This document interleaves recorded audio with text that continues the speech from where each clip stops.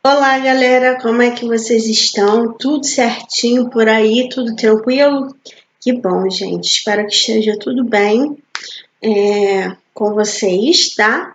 Então, vocês viram, né, que a tia colocou aqui umas bandeirinhas. Estou a caráter, né, de uma festa junina. Como nós não iremos realizá-la, né, por motivos aí da pandemia, então nós estamos aqui caracterizadas para poder fazer a nossa aula, tá? Então, vamos lá. Pegue um livro de história, abra na página 62 e a página 63.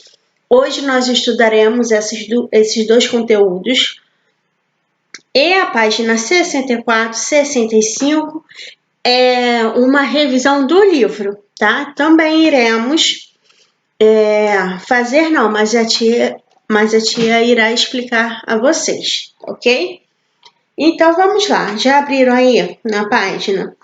Então, galera, como vocês podem perceber, nós temos aí um pouquinho da história, tá? Da Guatemala e a preservação da cultura maia. Então foi lá, assim, foi um dos países, né? Foi a região que o povo maia mais se desenvolveu. Nós sabemos que a cidade o povo maia, ele era cidades, né, independentes, era cidade-estado, porque cada cidade tinha o seu próprio governante. Nós sabemos também que eles eram o quê? Politeístas. O que significa isso? Que eles adoravam, cultuavam mais de um Deus, né? E sabemos que eles deixaram uma vasta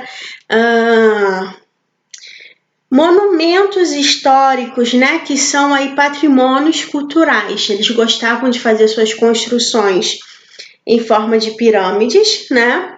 E então a Guatemala é um país cheio dessas construções maias e o povo de lá ainda preserva muita coisa, tá, da cultura maia. Então vamos lá, para começarmos. A Guatemala fica na América Central, tá? Aqui no continente americano, sabemos que o continente americano é dividido em América do Norte, América Central e América do Sul, aqui embaixo, tá? Onde nós vivemos. E a Guatemala fica ali no meio, tá?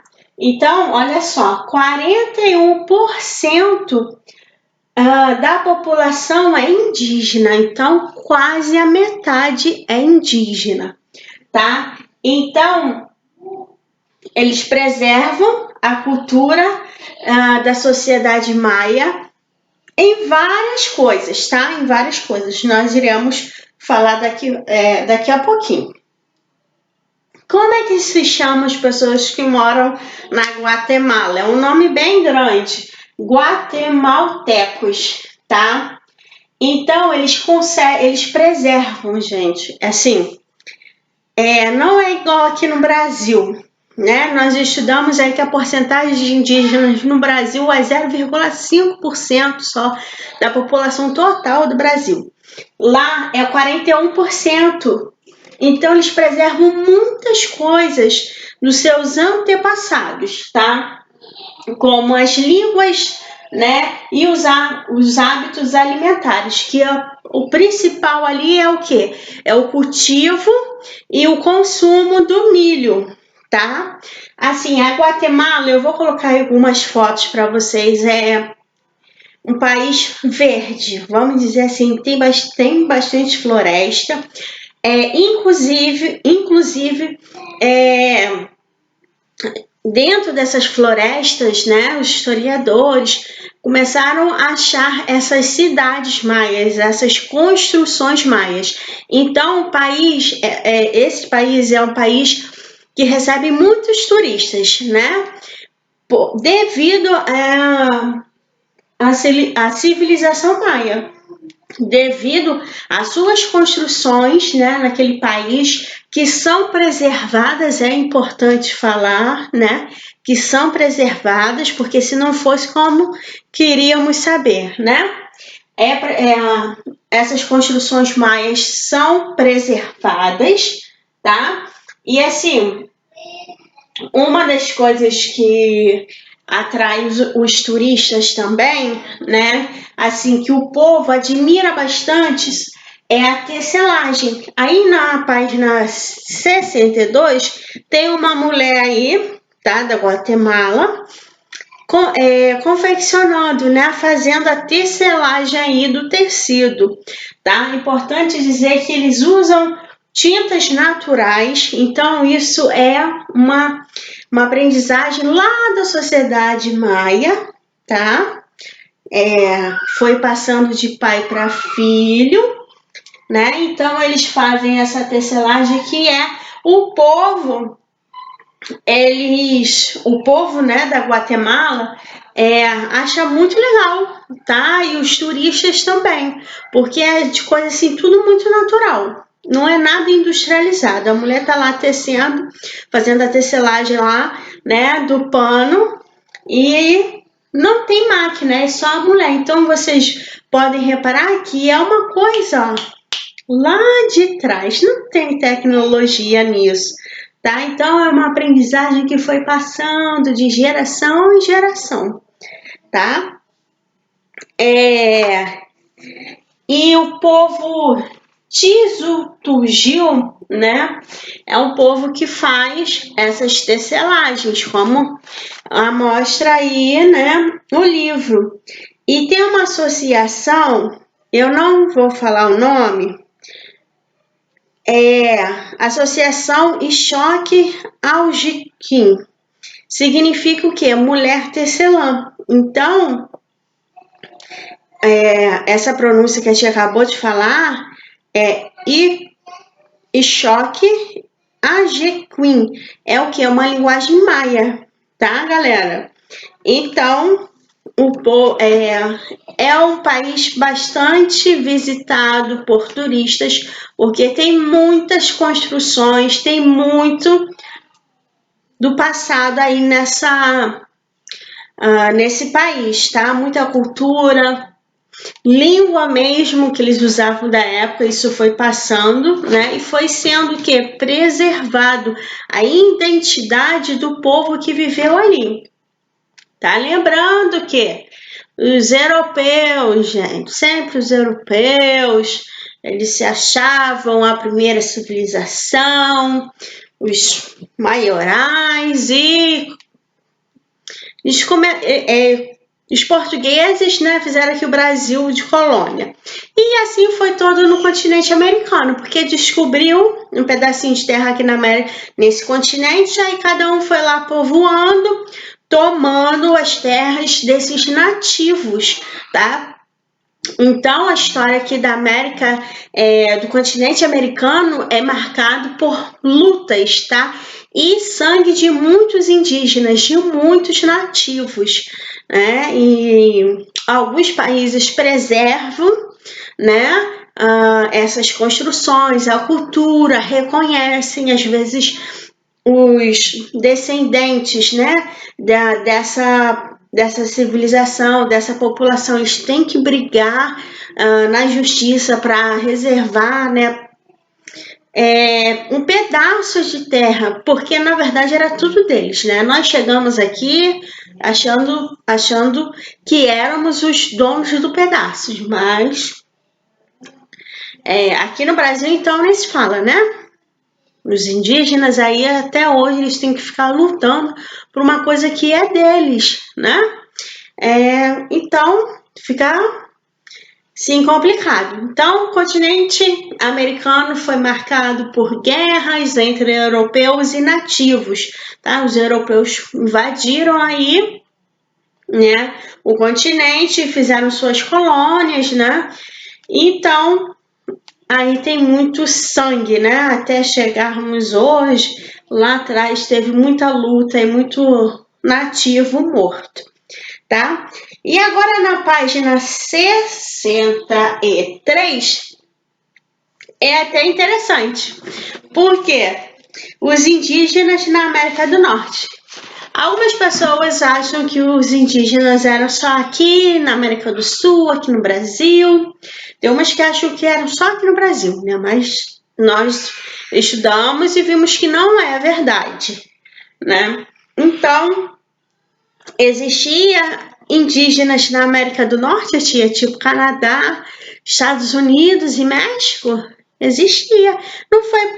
Olha, lembra, o berço da humanidade, a África, eles começaram a sair dali, né? Eles eram nômades, começaram a procurar novas terras e aconteceu aí a travessia pelo Estreito de Bering, né? Eles chegaram no continente americano. Então, no primeiro lugar que eles chegaram foi o quê? O Alasca, lá em cima. Depois eles vieram descendo e aí foi evoluindo aí a espécie aí humana, tá? Então, existiu índios. Existiu índios na América do Norte, tá? Mas eram igual os índios daqui? Não, não era, porque até as condições climáticas não deixava, né? Tinha muitas semelhanças, tá? Vamos deixar bem claro, tinha algumas semelhanças, mas não era tudo. Vou dar um exemplo para vocês. O índio da América do Norte usava, ele não ficava pelado, ele não ficava nu, porque a América do Norte, a maioria do ano lá, o quê?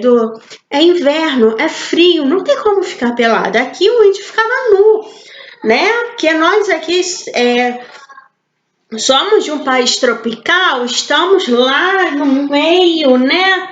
Mais abaixo um pouquinho da linha do Equador, onde o sol, né, pega, os raios solares vão direto, né? Então, nós vivemos num país tropical, muito calor. Por exemplo, estamos no inverno e está quente, né? Então os índios aqui usavam roupas e os índios de lá não. Eles faziam suas roupas de pele de animais, tá? Não era roupa assim, né, gente? Não era roupa assim, mas eles se cobriam para se proteger do frio, tá? Então vamos lá. Lá existiram vários grupos, várias tribos indígenas, tá? Lá nos Estados Unidos. E 1% da população atual é a população dos indígenas. 1%. Já viram que aí teve muita treta, né?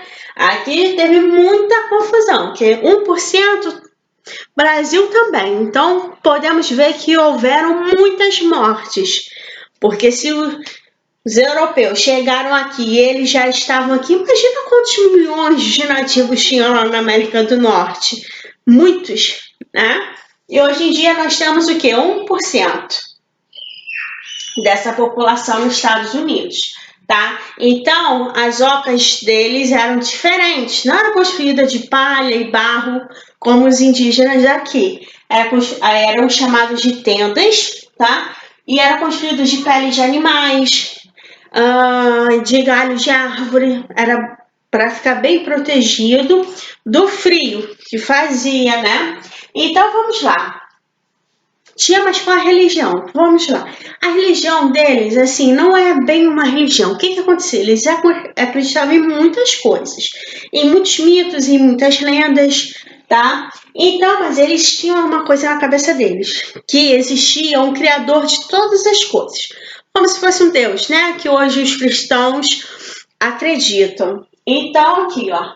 Grande Espírito, eles chamavam de Grande Espírito, Criador de todas as coisas. E eles também consideravam os elementos da natureza sagrado. Uma coisa que um indígena, né, que os nativos daqui, eles consideravam e consideram até hoje, eles têm essa coisa, esse amor pela natureza, eles sabem, né, como cuidar da natureza, eles não pegam mais do que eles precisam, totalmente o contrário dos brancos, vamos colocar assim, o branco é ganância. Eles não, eles preservam a natureza, eles consideram os elementos naturais bênçãos, né? Sagrados, então eles preservam ali, coisa que nós não fazemos, né? O povo branco só quer consumir, consumir, consumir, consumir, e a natureza, se é ela que nos dá tudo, na verdade. Então vamos lá. No século XIX, houveram muitas lutas entre os franceses, o povo europeu contra os nativos, tá? Franceses, vou citar alguns: franceses, espanhóis, deixa eu ver mais qual. Franceses, espanhóis, holandeses. Então, as guerras eram muito desproporcionais. A Europa já vivia um outro momento e os povos eram primitivos. Então, tudo ali era... O armamento deles era o quê? Um arco e flecha, uma lança feita de madeira. Dos europeus, não. O pessoal usava pólvora, né? Era... não tem faroeste? Esse filme é de faroeste? Então, gente, aquilo ali já mostra para vocês como é que eram essas lutas entre os colonos americanos querendo tomar as terras e os nativos. Então aí morreram milhões de nativos, milhões de indígenas, tá, da América do Norte. E tem uma das tribos, tá, um dos grupos aí que preservam, eles lutam pela preservação da cultura, do espaço, tá? É o Sioux. Galera, eu não sei falar inglês, alguma coisa assim, tá? Mas eu estou pronunciando aqui de acordo com a nossa língua, tá? Então vamos lá. Eles lutam pela preservação da sua cultura, do seu espaço até hoje. Tanto é que vamos ler aí comigo na página 63, na década de... Lá embaixo, gente, na última foto. Na década de 1960, os povos indígenas do país conquistaram o reconhecimento de sua soberania. Em 2016, havia mais de 560 governos indígenas reconhecidos oficialmente. O que quer dizer soberania? Respeito ao poder de decisão dentro de um território. Então, eles ganharam esse reconhecimento, mas não ganharam de mão beijada, né? Foi através de muita luta. Tanto é que na página aí, olhem aí vem uma figura, né, dos nativos. Então tá escrito assim, olha a legenda: nativos protestam em apoio aos indígenas Sioux, que lutam contra a construção de um oleoduto que vai invadir suas terras, poluindo o rio e destruindo locais sagrados. Isso foi aonde? Colorado, Estados Unidos, foto de 2016. Tá, galera? Então, sempre com muita luta. Aqui também, o pessoal aqui vai para a Avenida Paulista protestar, né? Aqui, os indígenas da região aqui, do Sudeste. Inclusive, acho que em Angra tem, tá? Eu não me recordo bem qual o nome da tribo, mas aqui no estado do Rio de Janeiro também tem esses grupos, tá? E na Amazônia nem se fala, né? No norte do Brasil nem se fala. No centro-oeste também temos, tá? Então, esses povos sempre lutando pelos seus direitos, né? Por reconhecimento aí da população, porque eles fazem parte dessa cultura, né? Da cultura, da língua. Então, nada mais justo desse reconhecimento, né, dos governos. Não são todos, né? Aqui no Brasil a situação já é um pouco mais diferente, tá? Então vamos lá. Expliquei. Agora vamos às atividades. Página 62 está escrito assim: Você aprendeu que a preservação da técnica de produção de tecidos na Guatemala favorece a preservação da cultura maia. Escreva uma frase explicando essa relação. Depois, leia sua frase para os colegas e ouça as frases que eles criaram, tá? Aí vocês irão fazer uma frase, gente, ligando aí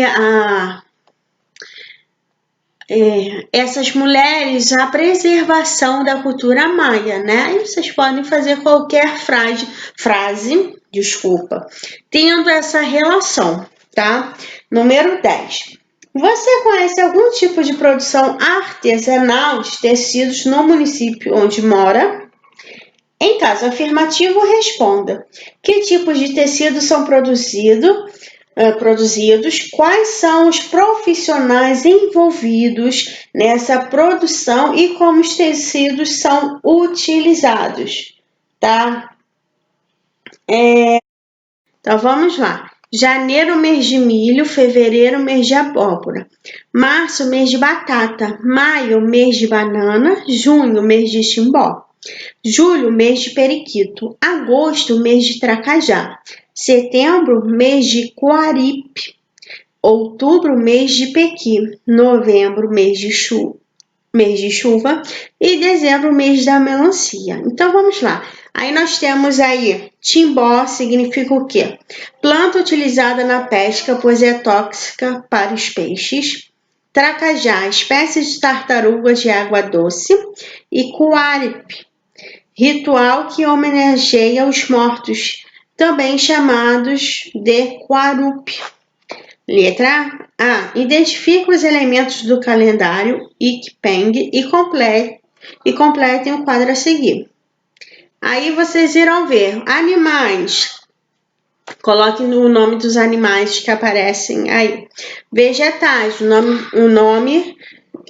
os nomes dos vegetais. As águas, aí vocês colocam aí a palavra que representa água, ok? B. Para vocês, esses elementos estão mais relacionados às atividades urbanas ou às atividades rurais? Esses itens fazem parte do dia a dia de vocês? Sim ou não? Expliquem. Letra C. Na opinião de vocês, o calendário utilizado atualmente pela sociedade não indígena é baseado em elementos semelhantes ou aos do calendário do Ikpeng ou diferentes dele? Contem a opinião de vocês para os colegas. Aí vocês escrevam se é parecido ou se não é parecido, tá, gente? Vamos lá. Atividade 2.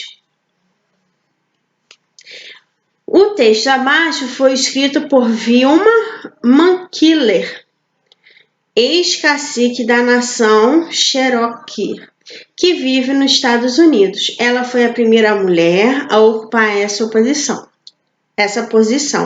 Leia o texto e depois responda as questões. Tem um texto, vocês irão ler. Aí, letra A. Sublinhe de azul o trecho do texto em que Mankiller aponta a diversidade dos povos indígenas no mundo. Aí vocês irão ler direitinho. Logo aí no início vocês irão achar a resposta. Sublinhe aí de azul. Pinte de laranja os quadrinhos com as frases corretas sobre o texto. Segundo a ex-cacique, os povos indígenas do mundo lutam para preservar suas terras. Segundo, os indígenas não se preocupam em cuidar da natureza. Terceiro, no mundo todo, os direitos dos indígenas são sempre respeitados. E, além da questão da terra, os indígenas no mundo todo tentam manter suas práticas culturais. Aí só pinta de laranja a afirmativa correta. C. Para a ex-cacique, o que torna mais difícil a batalha pelos direitos indígenas? Você concorda com ela? Responda aí, pode responder no caderno, que aí não tem espaço, né? Letra D. Em sua opinião, esse fator também atrapalha a luta pelos direitos de outros grupos sociais? Explique com exemplos, tá? Então, vocês irão ler, irão explicar com as palavrinhas de vocês, tá ok? Que semana que vem a tia estará corrigindo.